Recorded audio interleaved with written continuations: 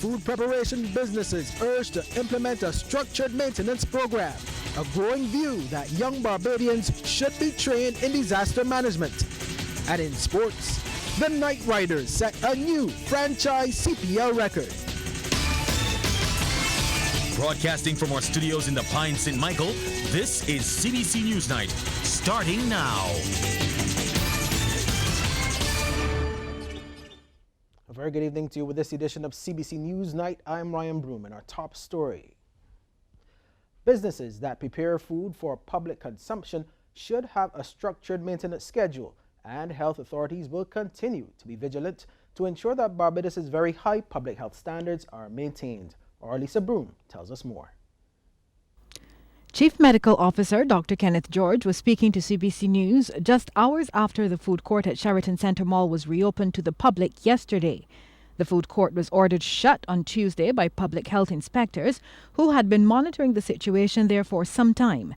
They found several violations of the Health Services food hygiene regulations. And Dr. George says all premises must have a restaurant license, a food handler certificate, and must always be clean. That means there needs to be a maintenance schedule. And maintenance means maintenance is about routine. So you're not just doing a light clean, you're doing a deeper clean on a schedule basis to make sure that the risks of transmitting diseases by food are minimized. And I think that that is what it was about. Dr. George also warns the 125-member strong Environmental Health Department will do whatever is necessary to keep Barbadians safe. It's not about shutting them down. It's about protecting the public health.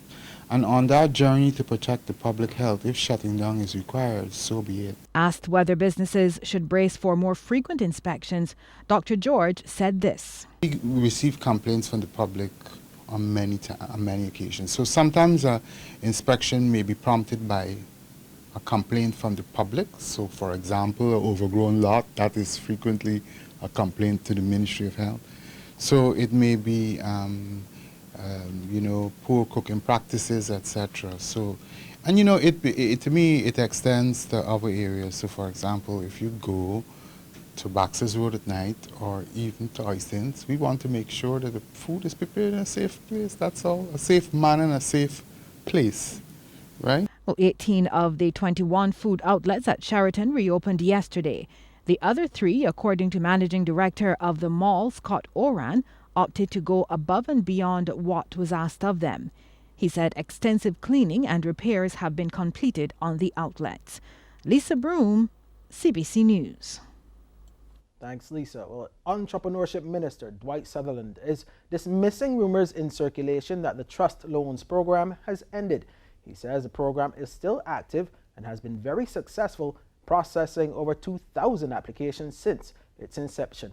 However, the minister explained there has been a slight delay and personnel working to clear a backlog of applications. We were treating with our accounting system. We were treating with a backlog of loans, and indeed that required some level of, slowing up in order to get that backlog. But I will assure you, as the minister charged with the responsibility of building out the small business in this country and indeed providing seed capital, that we indeed don't have a problem at the trust loan. Business as usual at the trust loan. Bear with us as we seek to address that backlog within the next week. In other news, opposition leader Bishop Joseph Atherley is calling for a complete overhaul of the public transportation sector in Barbados. His comments come ahead of a meeting of the Public Accounts Committee on the 23rd of this month. The meeting will look into matters pertaining to 2 special reports conducted by the Office of the Auditor General, one into the Transport Board and the other into the Transport Authority. He says the rise in bus fares and the unavailability of buses has made the situation unbearable. I think that we have got to understand properly what is the role of the private sector participation in moving the public. I think we've got to philosophically decide on what should be the role of the public entity.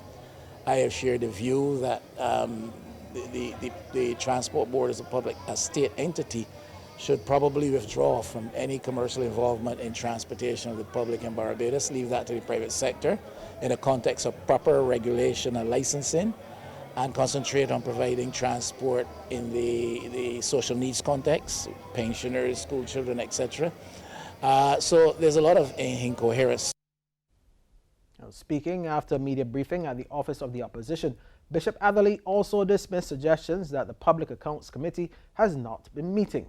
As chairman, he says they have met at least 3 times already.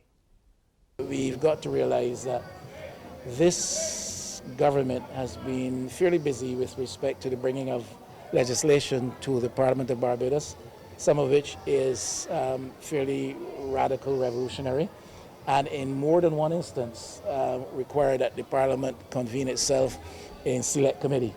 So we have seen planning, we have seen integrity in public life, we've seen the finance management of Barbados. All of these things have been the subject, data processing, all of these things have been the subject of select committee. So it is not that the parliamentary schedule has been such that the Public Accounts Committee can schedule a meeting every week. Barbados' Consul General in Miami, in the wake of reports of an unusually high number of thefts of passports, is cautioning citizens traveling to the U.S. city. The documents are being stolen, particularly from cars of people shopping in the Hialeah area. In several instances, the culprits appear to have targeted rented cars. Consul General Naval Greenidge warned that leaving passports under the seats in locked cars was not enough to guarantee they would not be stolen. According to him, the process of replacing passports after a theft can be costly, and when the inconvenience is added, it often leads to a spoilt holiday or business trip. Minister of Home Affairs Edmund Hinkson is of the view that Barbados needs a cadre of young people trained in disaster management. He says their services will be required across all constituencies. Mr. Hinkson was speaking at the opening ceremony for the H.T.E. Clarkson Foundation Incorporated World and Life Skills Program. And we know up to 3 weeks ago that there is always a possibility at this time of the year that there are a group of people that we can call on in a disaster situation or post-disaster to help in emergency situations, to help with the district emergency organizations, of which each constituency has one. And Mr. Hinkson advised young people to ensure they are properly attired when seeking employment and to stay away from drugs. Don't mind, okay, we are looking to legalize cannabis and marijuana for medical purposes, because the majority evidence is that, you know, it helps people who has disabilities and arthritis, those kind of things, right? But that don't mean that you're going out there and smoke this thing because to mess up your mind, and you're not getting anywhere on a job with that. There's a brand new spot in Oistins. Boats Bar and Grill made its maiden voyage last night, adding yet another option to the popular location for tourists and locals. This is Boats Bar and Grill, the new kid on the block in Oistins. Director and owner Trevor Burke says after working many years in the offshore financial service, he wanted a change in career. I thought, well, having a bar and restaurant where my clientele will consist of people from offshore as well when they visit Barbados, you know, I think it would bring a good, be a good fit. My vision is for a family and relaxed atmosphere where you could come, have good food, drink great wine, and, you know, and be safe, you know, in the heart of Oistins. Minister of the Creative Economy John King was on hand for the opening.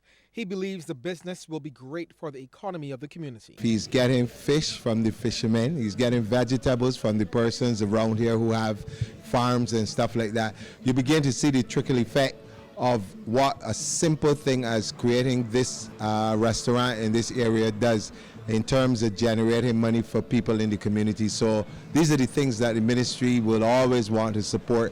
And that, like I said before, this is the creative economy at its finest. MP for the area Ralph Thorne says it enhances Oistins' product offering. Not only is it about fishing, but it is about fine dining.